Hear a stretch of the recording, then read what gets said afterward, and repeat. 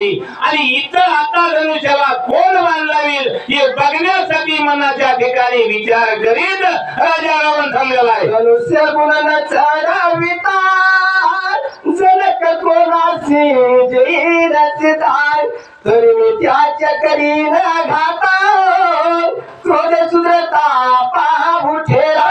राजा रावण मनात विचार करीत आहे की या धनुष्याला बाण कुणाला जर नाही लागला तर राजा रावण आपली सीता कुणाला देईल आणि जर दिली तर आता मी त्याचा नाश करील असा राजा रावण मनात विचार करून आणि त्या ठिकाणी थांबलेला आहे। कोणी रावणाची दुर्दशा मग राजहीच करी सांडिली दिवसाय सांडिला जानकीची आशा सापवरचा निवार।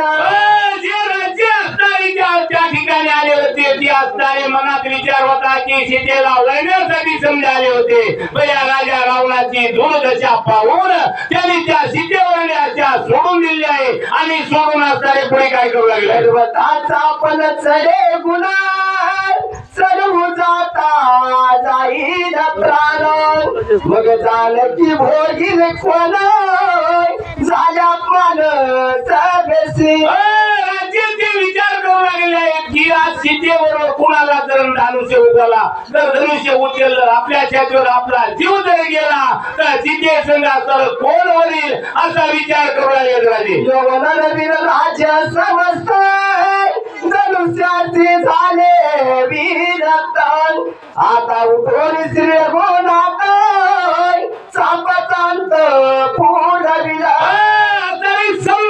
त्या ठिकाणी आले आहेत आणि येऊन असणारे त्या धनुष्याचा असणारा जे मनामध्ये होत हे सोडून दिलेलं आहे आणि प्रभू रामचंद्र असताना आता त्या धनुष्याला बाण लावलेला असे नाथबाबा सांगतात। रामचंद्र भगवान की जय हनुमान महाराज की जय। आता 5 वेळची सेवा आमच्या दोघांकडे आलेली आहे तरी प्रभाकर मिसाळ कोरेवाडी वाचक म्हणून राहतील आणि सूचक म्हणून चंद्रसेन मुंडे